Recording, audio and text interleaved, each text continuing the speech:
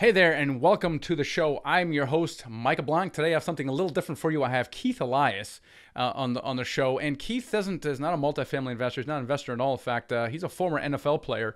Played some years for the Giants and the Colts. Came out of Princeton. He's basically an NFL rock star, right? And but what's interesting about him, he's now working for the NFL, working with NFL players throughout the clubs in the United States, and helping them transition from being the man to be learning how to be a man. And so he's a fascinating guy. He spoke at our Dealmaker Live event. He was the keynote there, and people loved him because his message is so universal. We're constantly talking about, hey, being in the weeds, investing, financial freedom, and those are all fine, but really the question is to what end? And that's the question that Keith encourages people to find the answer to do. So I'm really, really excited. Let's get right into the interview with Keith Elias. Here we go. Keith, welcome to the show. Hey, I'm Michael. It's thanks for having me. I'm excited to be with you today, and excited to kind of get it on with you. Yeah, man. So this is quite a bit a different podcast because you're some kind of former NFL rock star. And this is a multifamily investing podcast. So people are probably wondering, what in the world is Michael doing, right? But this is a cool thing because you were a keynote speaker at our Dealmaker Live back in November, and people loved it. They really did. And it was just awesome because it really, it elevates what we do up to a higher level, which is really when, we're doing all these things. We're buying property. We're making money. We're seeking that financial freedom, but really to what end, right? Mm-hmm. And this is really your life's mission right now is really about, hey, what is that? It's about significance, about legacy. What is life about really at the end of it? That's but right. I want to start kind of a little more in the beginning, right? Because you were kind of this NFL rock star. You played for the Giants, the Colts, and just in my defense, I know very little about football. Like I don't watch it. Right. I played a little bit here and there, but so I other people can probably jam with you 20 minutes about what's going on with the Browns and this and the other thing. I'm not the guy, right? But talk about what your life was like, just so people get the contrast and kind of the transformation really. And I have, the benefit of listening to your story at the event, but what was it like, when you were younger and you were just playing for the NFL? What was important to you then? Yeah, well, I think, growing up, I grew up in New Jersey, South Jersey, on the Jersey Shore. And but I don't think that's different than a lot of places in the country where a young man who wants to say make it in the world. Like one of the things I wanted to be, that like you said, rock star, that prince of the universe. And for me, football was the ticket. And so I think what I did was everything went into that football basket. My whole life, my schedule revolved around football. And I thought if I can make it to the NFL, then I would have everything that I ever wanted or everything that I ever needed. And then a funny thing happened. I got it, right? So 4 years of high school in Jersey, then I went over 4 years at Princeton, and then my rookie year on the New York Giants, all of a sudden I had everything I ever thought I wanted or needed. And whatever you think that NFL experience is, it is to a certain degree. Like, at 4 years at Princeton, I couldn't get a girlfriend. I couldn't get a date. And, 1 week on the Giants, and they were, all of a sudden, I guess I got really good looking. But all of a sudden you experience this accelerated life. All of a sudden it was, I was popular. I did have money, and like most people in college, $100 lasted a whole semester, right? And now all of a sudden I had money, I had a car, I was popular. And what happened to me was that it was supposed to feel perfect. It was supposed to be everything I wanted or needed. And then I realized that it wasn't, that somehow I climbed the ladder of success, but that ladder seemed to be on a wrong building. And it wasn't real, that no matter how fast my car went, it didn't outrun my problems. No matter, what fancy shirt I put on it, it didn't, cover up any hole in my heart, or no matter what that person looked like sitting next to me, she couldn't make me feel like a man. Right. And so significance, purpose, life, I knew right from my rookie year that playing in the NFL is great, but this isn't it. And so, what is it? And that began a search for me, But maybe you're skipping a few steps, because when you're arriving on the scene, you're like, man, I'm the man. This is freaking awesome, right? Oh, I mean, it took you like a week on the job to realize that this wasn't it. I mean, what happened? No. You must have gone, man, this is great. And I'm sure this lasted longer than a week, right? So, absolutely, yeah. So how long did it take you when you kind of said, maybe this isn't what life is maybe all about? I mean, what happened? Yeah, well, I think to your point, right? So I did skip, right? So that rookie year, like, you know, I made it, and there was a lot of popularity, you know, somewhat fame that went along with it. I was on the Tonight Show with Jay Leno. I was on Nice. Good Morning America with Charles Gibson. That was, you know, cool. And you know, I would experience this thing of being in New York where, you know, you go to a restaurant and there's a long line and you don't have a reservation, but because you play for the Giants, you come right in and they set up a table. And I'm not going to lie to you, that part was pretty cool, but it wasn't as cool, I thought, as being popular, right? So all of a sudden, when I would talk to people, I couldn't wait to somehow subtly bring up that I played for the Giants and watch how that changed. And but as the year went on, it was obvious that, like, it was not sustainable, and that at the end of the day, you're still the same person. And so, but for me personally, so I went to the Super Bowl that year as a, you know, just as a participant, not as a participant, as a spectator. And I went to a church right before the game. And it happened to be that I heard this preacher talking about the very thing that I was going through, that, you know, what is life about? Is it about cars? Is it about money? Is it about, you know, or is it something a little bit deeper? And it was that day that I realized that I was lacking any sort of spiritual purpose. And so I made a decision that day, you know, right before the Super Bowl, that, hey, you know what, God, if you exist, show me. I want to know you. And I want to make you known, if that, you know, and he did. He revealed himself to me, and my life changed. Now, does that mean I left the NFL? No, I went on and played for 5 more years because it's pretty awesome, right? But it changed my perspective, you know. Yeah, that's very interesting. Now, I mean, from what little I know about professional sports players, and I was cemented a little bit by a conversation you've had, is that most players struggle with this, which is why you're now working with NFL players in their transition to essentially retirement. And because so much of their identity is tied up in what they do. But why do most people, and maybe I'll just say men, why do most people struggle with this? It seems to me like you came to that realization, first of all, much sooner than most people. And why? But why do most of the players really struggle with this?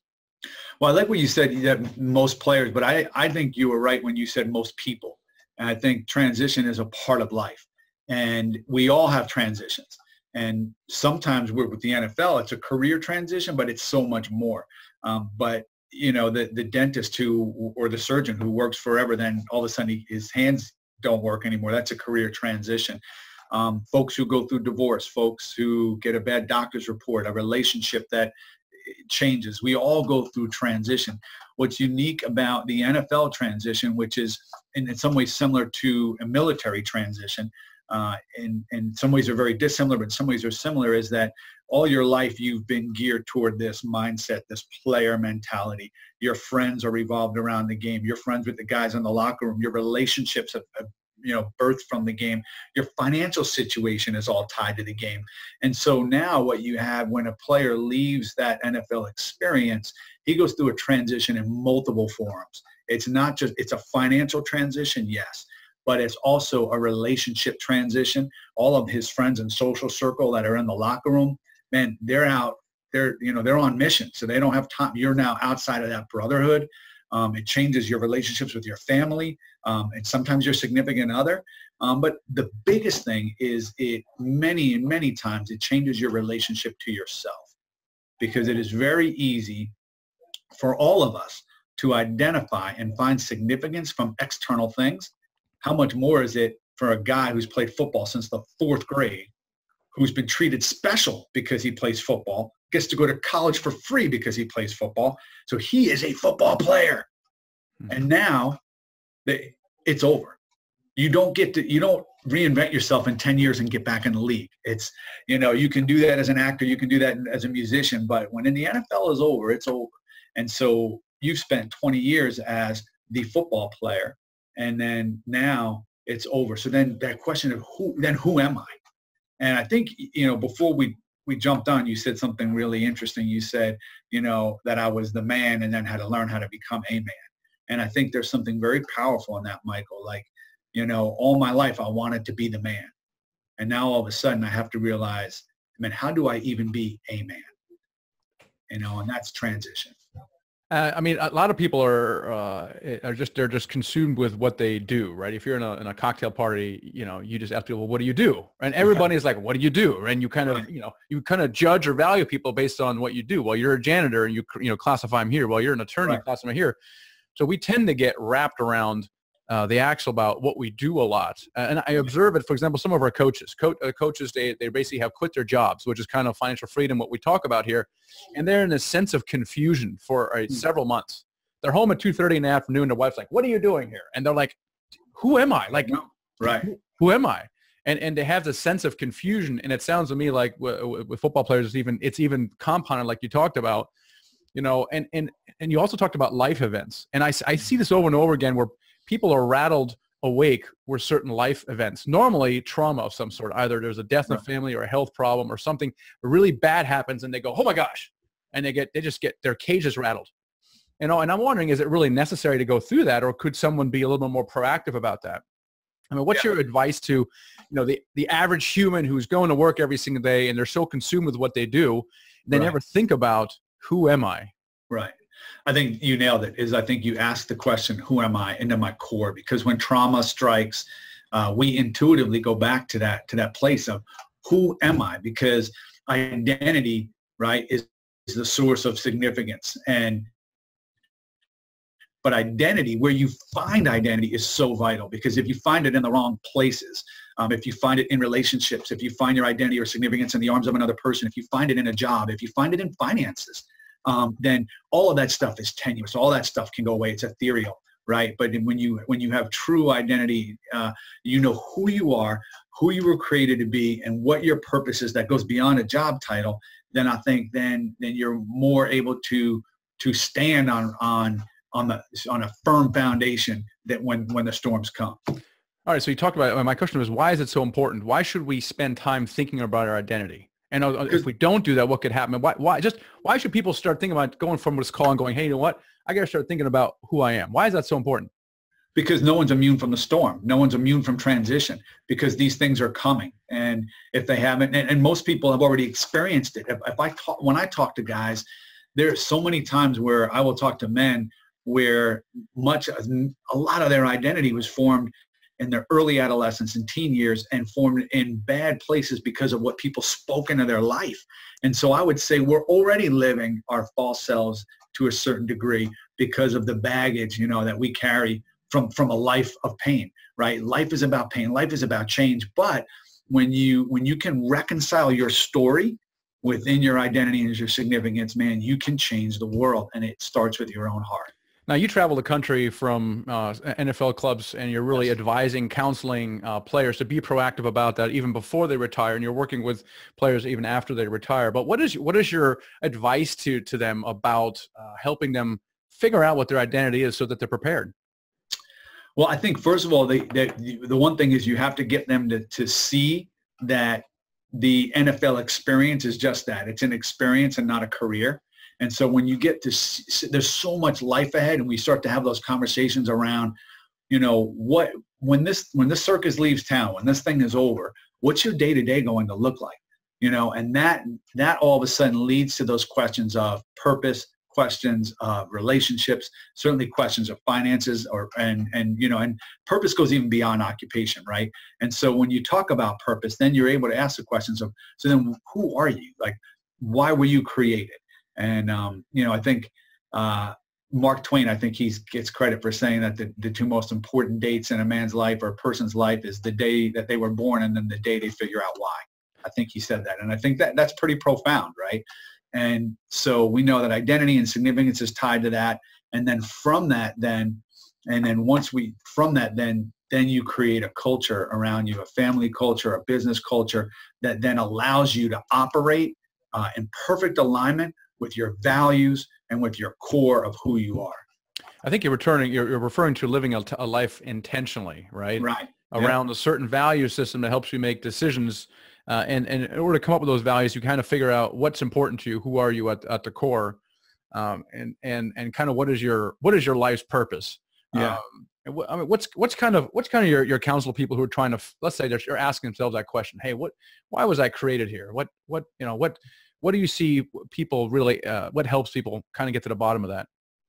I think for me personally, it's tough to talk about identity and significance apart from spirituality, because I think like when everything is temporal unless you have eternity.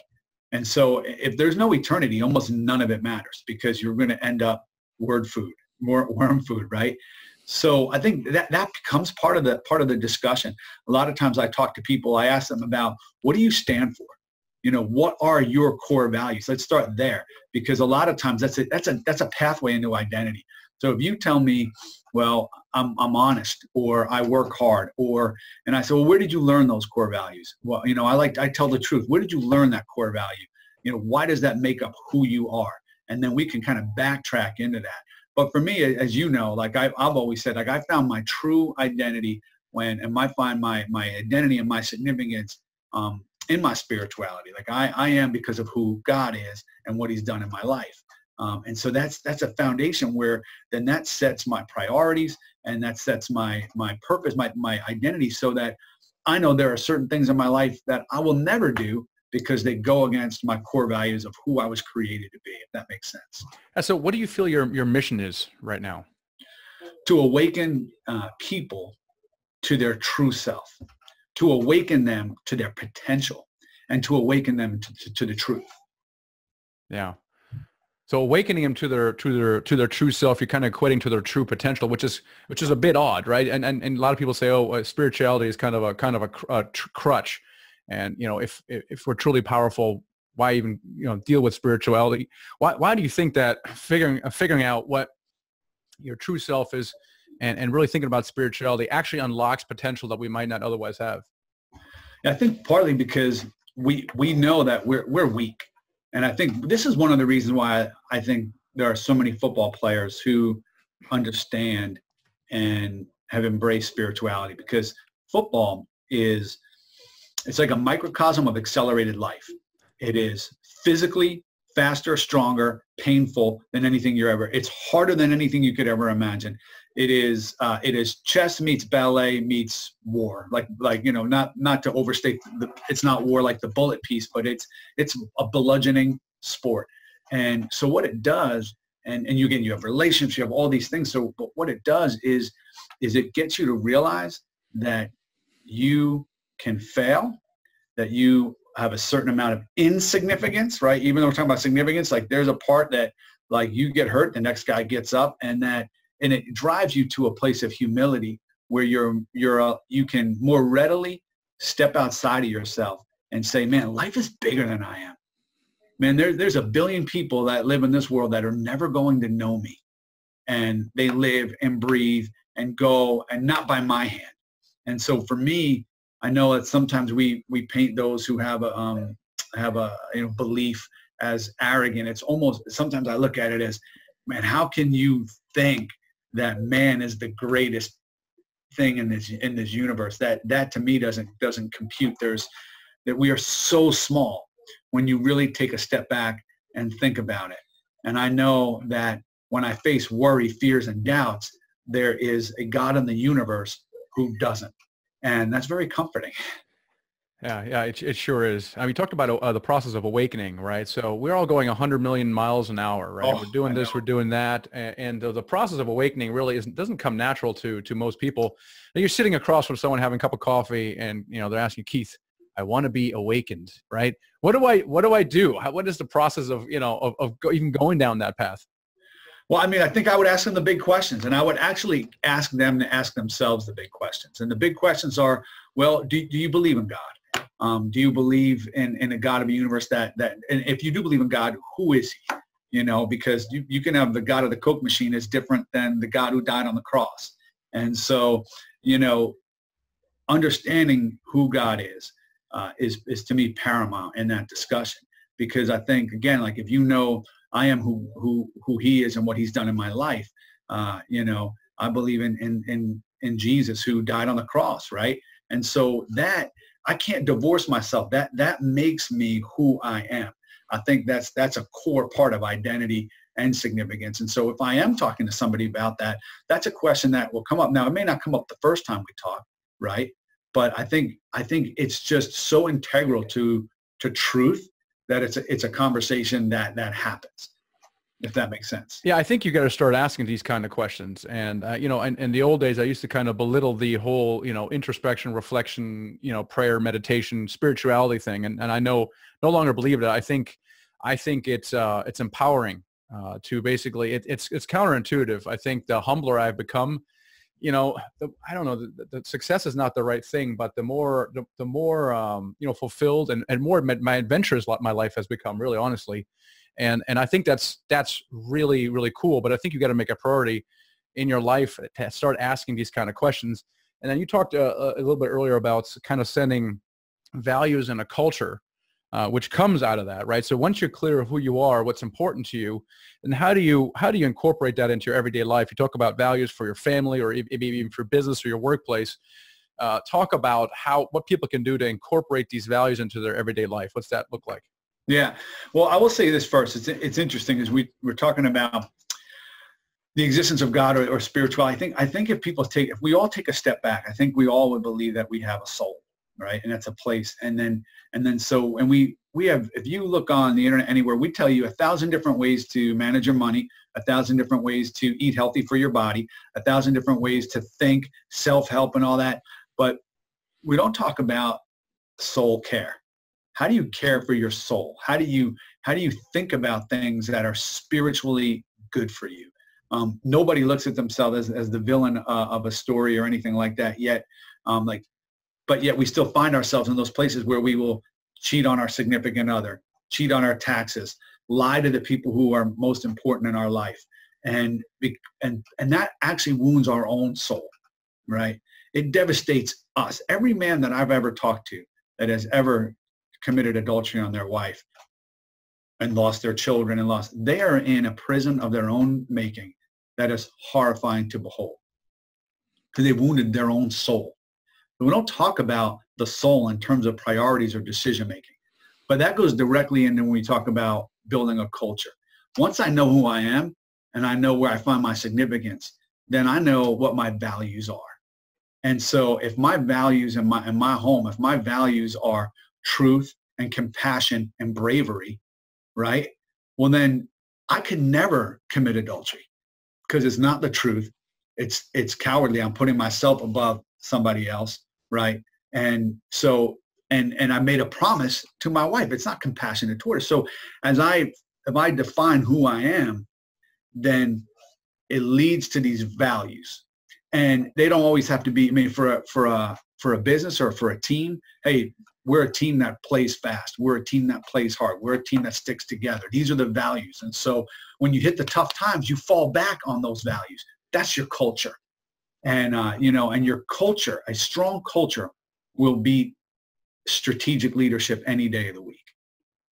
Yeah, and you talked about incorporating these values into your family. You guys have actually defined what those values are, yep. And you talk about them a lot, and it helps you make your decisions.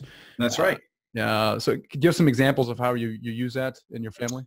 Yeah, so it actually, number one, you have my priorities, right? It's God, my wife, my child, my job, and then we go on down the line. But also when you have a set of core values and so my wife and I, we went through a list of like 300 words to find what really defined us. And the 4 words that eventually we whittled down to were truth, compassion, bravery, and adventure. And the adventure one's very, very powerful for us because when I go to catch a flight and my car doesn't start, that's a big issue, right? But we call it, hey, I'm on an adventure. My wife started using that same thing. Every time something goes wrong, hey, we're on an adventure. And it's helpful. I love it. And yeah, because we're created for this adventure. Yeah. But when truth and when truth and bravery, when they combine, that's integrity, right? That's character. And so because I'm about truth and because I can't make decisions based on fear, I don't cheat on my taxes, right? So, or anything. So those values, they form your decisions, and it makes life so much easier. So if you're in a relationship where you're married and you tend to keep Facebooking this one person, and then and you're like, wait a second, you get that little voice that starts to tell you, man, I'm on dangerous ground here. I'm starting to. All of a sudden your core values say, wait a second, I can't do this. This isn't me. This isn't true. This isn't brave, right? And so it helps inform how you make your decisions. And which affects your behavior, right? So we talked about Right. being clear of who we are. Out of that, we can get values, and we keep dancing around the third thing, which is kind of this thing about significance or Mhm. legacy. Talk about why that's important and how to kind of start thinking around about that. Well, I think it's important because it's innate. I've never met anybody that didn't want to have a destiny and leave behind a legacy, right? But that all starts with identity. And I find it's really interesting when folks make, that upper echelon, that 1% of money, the next thing you see invariably is some sort of foundation to help the world, because they're like, okay, look, this isn't it. I can't spend my life, playing golf and video games. There has to be more. And that legacy, once again, springs from where you have your identity and your significance. And when if those things go awry, your legacy will go awry, and so it all comes back to this place of who I am. And again, for me, who I am is who he is and what he's done in my life. That's a good point. Now, does someone have to be successful before they can become significant? Or No. could someone skip the step of success and become significant, I guess, earlier on or before being successful? That's a great question, Michael. And I think that the most important place to find significance is being significant in the life of someone else. And so today, when I got to New York, and I'm in the NFL office right now, and I said to myself, I was in the subway, I was like, all right, is there somebody I can help right now? And is there somebody, and you begin to look intentionally to try and be, somebody to be significant in the life of somebody is the truest form of significance. Yeah. You have been such an inspiration to me, and I know the people at the event and now on this podcast, which is why I brought you on. I think this is a really, really important message because, we're focused on financial freedom, which is important. It allows the thinking to expand to include things like significance and legacy. And I do think the two are linked to some degree. If you're working 50 plus hours a week, it's very difficult to start thinking about who am I, how can I be significant? But I find it very encouraging that people can do that right now where they are, whether they're still working a job or not. So you've been really such a huge inspiration, Keith. What's the best way for people to connect with you? Well, I said that you can give out my email. It's keithelias@verizon.net. You guys can just drop me an email. If some people have asked me for those 300 words that my wife and I started with to help build their own culture, and would love to send that to you. And then also, I would say this too, Michael, in the beginning of the year, and so I was just actually writing an email this week to a group of folks that I tend to communicate with, and we always have these at the beginning of the year, the resolutions, the new plans, the new goals, but because we move so fast, and you alluded to this, Michael, that the 50-hour work week and all that, sometimes we don't catch our breath. Sometimes we don't take a step back and we assess. And I think it's very, very important that with all of this, when you hear new information, to take a step back, take some time, which we never do, and assess where we are so that we can make a plan for where we want to go. And I was actually talking to a former player this week, and he told me I could share the story. Aaron Campman, he was a Pro Bowl defensive end for the Packers for a number of years, for the Green Bay Packers.